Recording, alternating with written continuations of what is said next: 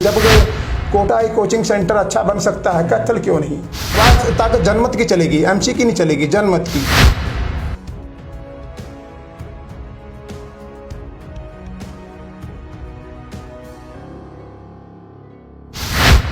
नमस्कार, मेरा नाम धर्म है और आप देख रहे हैं कैथल पब्लिक टीवी। शहर की सरकार में आपका स्वागत है। शहर की सरकार कार्यक्रम के दौरान हम सभी एमसीओ से पार्षदों, जितने भी मतलब कैथल के अंदर चुनाव लड़ रहे प्रत्याशी हैं, उनसे मुलाकात कर रहे हैं और कैथल के अंदर जो सर्वे है, जनता है, उनसे बातचीत कर रहे हैं कि कौन होगा कैथल का चेयरपर्सन, कौन होगा एमसी, किस प्रकार के लोग जो हैं लोगों जो है अपने एमसी को, पार्षद को, चेयरमैन को चुनना पसंद करते हैं या फिर जो किस प्रकार का उनको नेता चाहिए।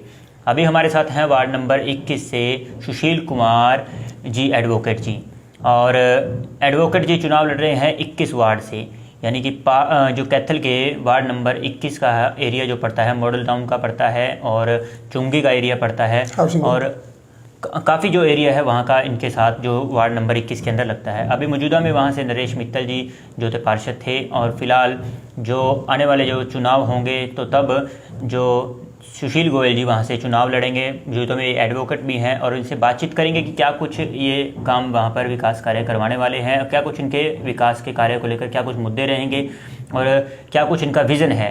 सर, स्वागत है आपका कैथल पब्लिक टीवी पर। जी धन्यवाद। जी सर, क्या कुछ आपके मुद्दे हैं और क्या कुछ विकास कार्य, अगर आपने क्या सोचा है वार्ड को लेकर के? जैसे कि आपने कहा कि ये कैथल शहर की नई सरकार बनने जा रही है, मैं उसी संदर्भ में बात करना चाहूँगा। सरकार का मतलब होता है कि लोगों के लिए काम करना, लोगों के लिए निष्पक्ष रह के काम करना।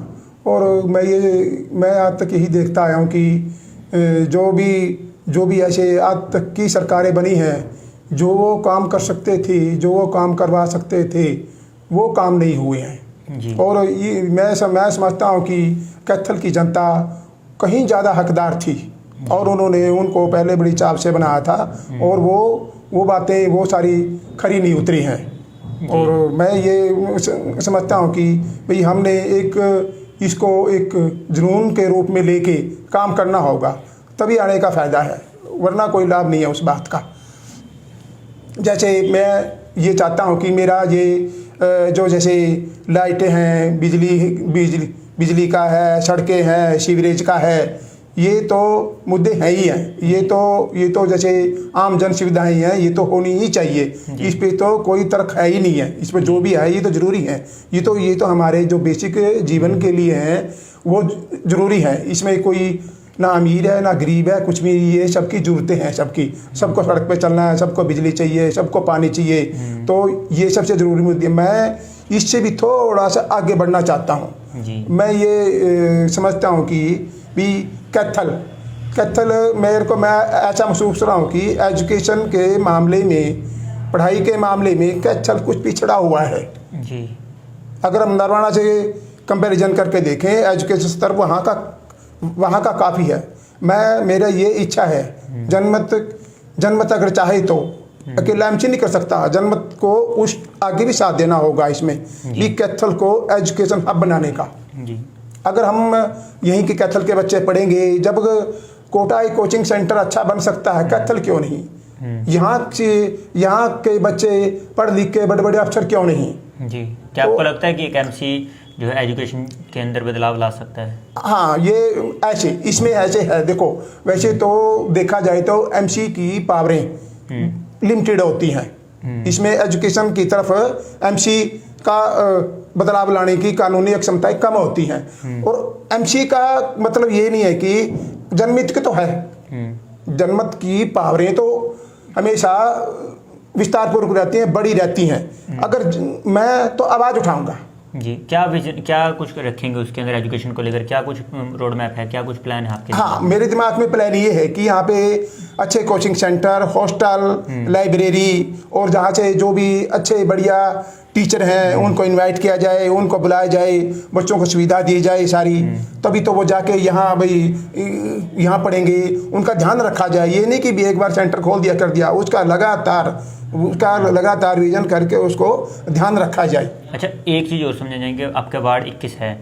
तो पिछले 5 साल या उससे पहले जो एमसी रहे हैं, कितना विकास कार्य हुए हैं वहाँ पर? नहीं, कोई ऐसी बात नहीं है, कोई बस ये कोई सारा काम चलाऊ काम रहा है। जिस स्तर के लोग हकदार थे, ऐसा कुछ नहीं है उसमें। मतलब कोई काम नहीं हुआ? नहीं, ऐसा कुछ नहीं। जिस स्तर के लोग हकदार थे, कोई ऐसी कोई बात नहीं है। जो भी नाली बन गई, सड़क तोड़ दी, वो ऐसी ही है। लाइटें बंद पड़ी हैं, ऐसा जैसे आम सोचते हैं। और जो ये सड़कें हैं, ये चारों तरफ की माल टाउन की फिर भी कुछ ठीक है, अंदर की ये अभी पीछे हुई थी। और जो माल्टों के चारों तरफ है, और जो ये लगा लो, जो ये अशोका राइस मिल के और ये नई अनाज मंडी के बीच में है, जो रेलवे स्टेशन तक जाती है, ये रामनगर को जो ये पार्ट करती है, ये मंडी को, ये सारी ये सड़कें आज तक में तो ये इतनी बुरी हालत है, इसको आदमी पैदल भी नहीं निकल सकता जी।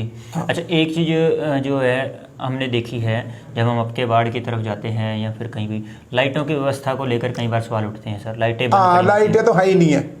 कोई भी, जैसे स्ट्रीट लाइट है, लोग रात को घूमते हैं। मैंने देखा कि सारे मेरे ख्याल 8:30 बजे के बाद बंद ही कर देते हैं, क्योंकि लाइट अंधेरा हो जाता है। तो सारा आज का थोड़ा वैसे भी रिस्की रहता है। तो लाइट कहीं नहीं है। लाइट में कहीं कहीं इक्का दुक्की लाइट जलती है, अमूमन 90% लाइट नहीं है जी। हाँ, ये अच्छा, एक सवाल है कि आप वकील भी हैं। हाँ जी। तो क्या आपको लगता है कि एमसी का जो पद है वो वकील से बड़ा है, इसलिए आप जो है एमसी का चुनाव लड़ने के लिए आए हैं? नहीं, पद की बात नहीं है इसमें, क्योंकि उसमें ये सवाल पद का कंपैरिजन का नहीं है। कि जो वकील एक प्रोफेशनल आ गया, और जो एमसी का है वो एक पब्लिक से जुड़ने का आ गया। हाँ, जनमत की आवाज़ बनने का आ गया, जनमत की आवाज़ जोड़ने का आ गया, जो मुद्दे हैं वो जनमत को साथ लेने का आ गया। ये इतना फर्क करता है इसमें। तो इसमें आवाज़ ताकत जनमत की चलेगी, एमसी की नहीं चलेगी। जनमत तैयार करना है कामों के लिए। अच्छा, एक चीज़ और कि अगर जैसे अभी चेयरमैन का चुनाव है, जो कैथल की चेयरपर्सन का चुनाव है जी, और ये जनरल का उसका सीट आई है, ये महिला की, और उसमें क्या है कि डायरेक्ट चुनाव होंगे और एमसीओ का इतना हस्तक्षेप नहीं होगा। तो क्या ऐसा लगता है कि आपको उस ऐसी स्थिति के अंदर, जब डायरेक्ट चुनाव के अंदर चेयरपर्सन चुनी जाएगी, तो ऐसे में एमसीओ की पावर ज़्यादा होगी काम करवाने के लिए? नहीं, देखो बात यह है, ये तो वैसे भी ठीक है। ये अब डायरेक्ट चुनाव हो रहे हैं, जो लैग पुलिंग है ना, जो सारी साल लैग पुलिंग में, सारे 5 के 5 साल लैग पुलिंग में निकाल देते थे, ये ठीक नहीं है। फिर भी जो भी वहाँ प्रस्ताव होते हैं, बहुमत से पास होते हैं जी। बहुमत में वही पावर तो उसकी चेयरमैन की है, वही पावर एक एमसी की है। अगर बहुमत जिस काम को चाहेगा, जो रेजोल्यूशन डालेंगे वो पास होगा। हमें वही बहुमत तैयार करना है जी। अच्छा, एक चीज़ और समझना चाहेंगे कि जैसे आपने ऐसे कई विज़न रखे हैं जो एजुकेशन के हैं या कुछ भी, क्या आपको लगता है कि एमसी के पद पर रह के उन विज़न को पूरा किया जा सकता है? बिल्कुल किया जा सकता है। इसमें बिल्कुल ये मेहनत की जा सकती है, और ये ओपन खुला है, इसमें किया जा सकती है। काफ़ी मेहनत की जा सकती है इसमें जी। अच्छा, ये ऐसा तो नहीं है कि कहीं जो जैसे सुशील जी आप इलेक्शन लड़ रहे हैं, क्या आपका फाइनल है कि इलेक्शन लड़ेंगे या फिर किसी के कहने से आप बैठ जाएंगे? नहीं, ऐसा कुछ नहीं है। ना तो मैं किसी के कहने से आया हूँ और ना बैठूंगा। मैं तो कुछ सपने लेकर आया हूँ, और वो लोगों में जगाना चाहता हूँ जी। तो ये थे हमारे साथ सुशील कुमार जी, जो एडवोकेट भी हैं और वार्ड नंबर 21 से चुनाव लड़ने के लिए तैयार हैं। शहर की सरकार कार्यक्रम में फ़िलहाल के लिए इतना ही। अगली बार जब हम जुड़ेंगे तो नए कैंडिडेट के साथ, नए लोगों के साथ आपको फिर से रूबरू कराएंगे। फिलहाल खबरों के लिए बने रहिए कैथल पब्लिक टीवी के साथ। मैं धर्म आपसे अलविदा लेता हूँ। नमस्कार जी, धन्यवाद।